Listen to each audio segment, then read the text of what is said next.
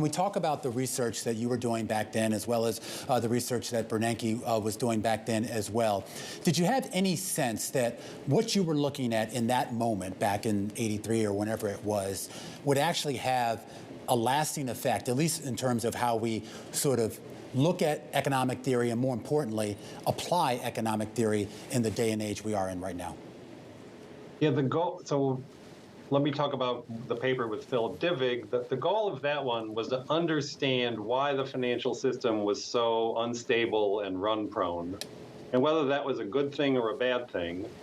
And there had been some ideas that when banks failed, that would make the number of bank deposits fall, that would make the money supply fall, that would cause deflation, and that was bad. That was Milton Friedman and Anna Schwartz. Milton Friedman, formerly of the University of Chicago, made that point. So we had the idea that it was actually more than that going on, that it wasn't about banks per se or money, things like that. It was when banks financed long-term illiquid assets, think plant and equipment, think loans to companies that do plant and equipment, and finance them with short-term debt, deposits, that works well as long as everybody thinks it works well.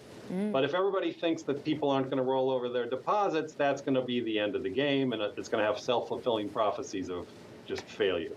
So we figured out a framework to say, look, that's a good thing as long as the meltdown, the panic doesn't occur. And we were trying to develop a framework that policymakers could use in a crisis to evaluate what should they do to fix a crisis should it occur, or also what could a society do up front to set up something like deposit insurance to prevent this thing from happening in the first place.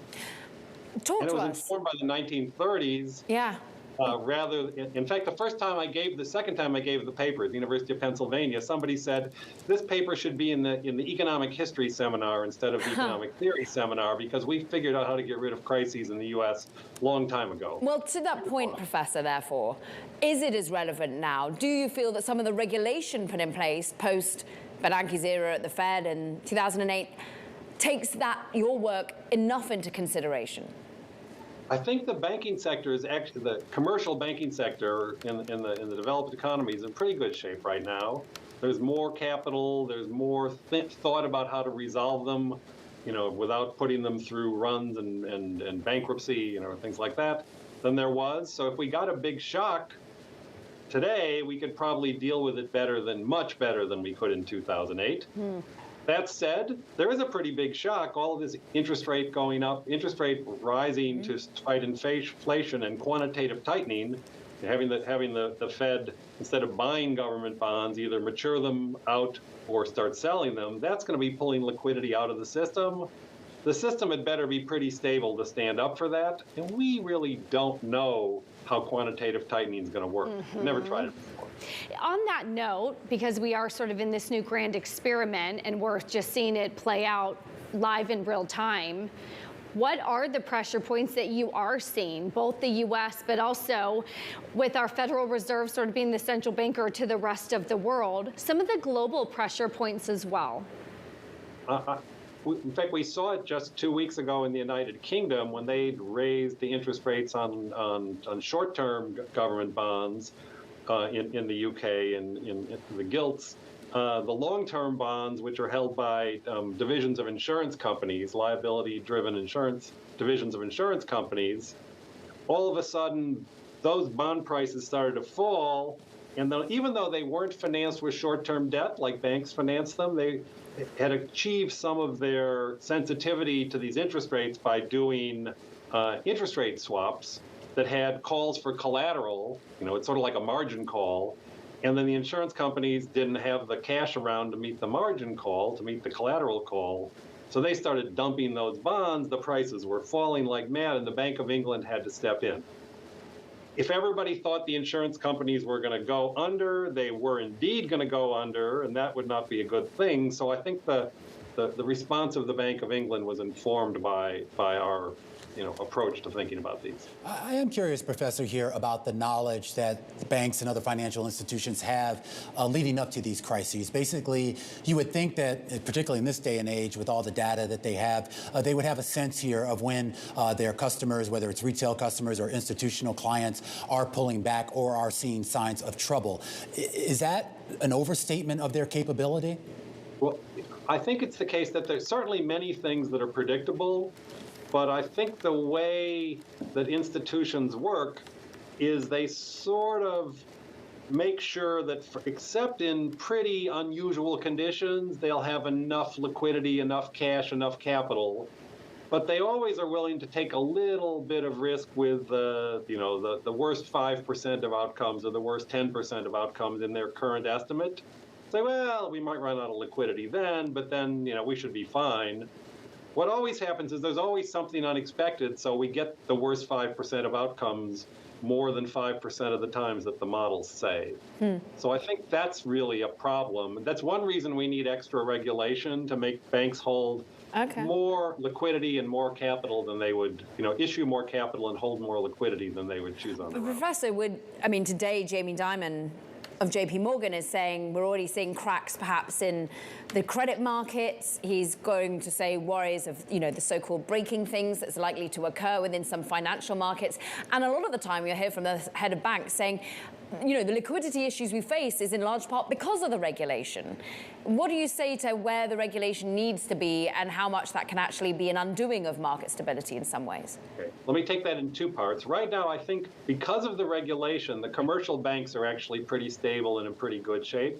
They wish they could do more lending, or they wish they could they could issue less capital and be more levered.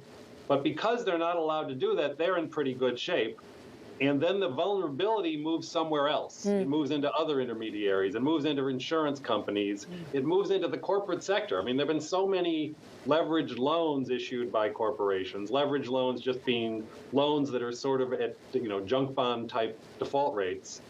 There's so much of that I think the problem is more likely to be in the corporation sector than the banking sector this time. And if a regulation is binding, it's going to prevent the banks from doing what they want to do. So that's probably a good thing rather than a bad thing. The banks should be complaining at least a little bit. If the banks are complaining that there wasn't enough capital and wasn't enough liquidity, then I don't know if they would actually do that unless they wanted to be bailed out. So I take those comments with a grain of salt. That the regulation is too tight at the moment. Clearly, there are parts of the regulation that are too tight.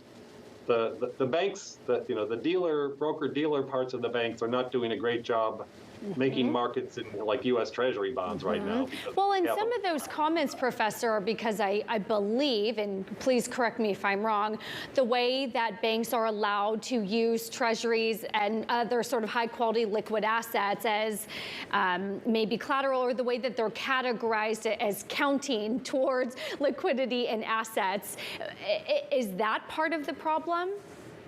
So there's something that's the liquidity coverage ratio. These are the liquidity regulations that came in, right after Dodd-Frank. I actually think that those regulations are not too bad. In fact, my colleague Anil Kashyap and I wrote a paper that tried to figure out what the absolute best liquidity regulation would be.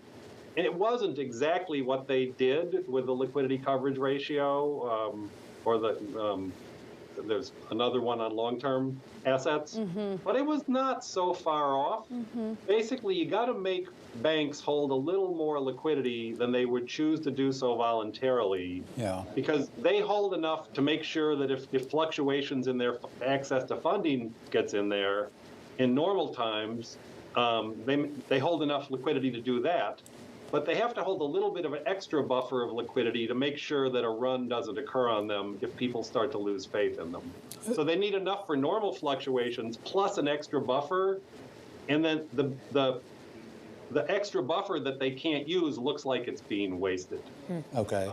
There's an old saying about this, about the last taxi cab at the train station. The liquidity you can't use is the last taxi cab at the train station. Yeah. Like you get off the train, You get into it's raining. There's like one cab there. You get in it and say, "Take me home." And they say, "Sorry, there's a rule. There must always be one taxi at the train station, so I can't take you home. You have to walk." Yeah. That sounds like a stupid thing to do. But the point is, the fact that that last taxi is sitting at the train station makes the banks more stable than they would otherwise. Yeah. Fewer people get off one stop early to get a cab because there's always at least one taxi cab there. I like that analogy, and maybe just to stay on that, Professor, we're talking in the context of banks, or at least traditional banks and financial institutions. We saw during the global financial crisis the role of a lot of non-bank financial institutions, and some would say today that's a lot worse, that the influence and power that those non-bank institutions have over our financial system is probably much more critical now than it was then. And I'm curious as to whether the models that you devised and the theories that you came up with can also apply to those types of companies as well. In fact, that was sort of the point of the paper. Well, actually, the paper with Philip Dybvig and the paper by myself. It's not just because they're banks. It's the types of contracts where you finance long-term illiquid stuff with short-term debt, basically. And you don't have to be a bank to do that. You know, you could be a shadow bank. You could be you could be a mutual fund. There are other things that could duplicate that problematic thing, and that's why bank regulate. One reason that's why bank regulation is so hard.